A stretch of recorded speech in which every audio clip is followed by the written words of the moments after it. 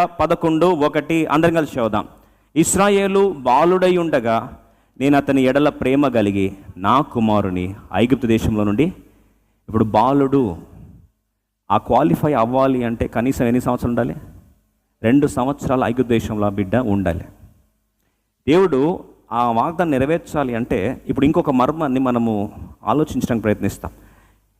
వాస్తవంగా ఇశ్రాయేల్ ప్రజలు వాగ్దాన దేశానికి పోకముందు ఏ ప్లేస్లో ఉన్నారండి?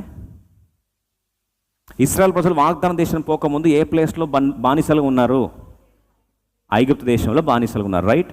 ఇప్పుడు వారు ఐగుప్తు దేశానికి వాస్తవంగా వెళ్ళాల్సిన అవసరం లేదు, కానీ ఎవరి ద్వారా వెళ్ళాల్సి వచ్చింది? యోసేపును దేవుడు అక్కడ తీసుకెళ్ళినందుకు వీరందరూ ఎక్కడికి వెళ్ళాల్సి వచ్చింది?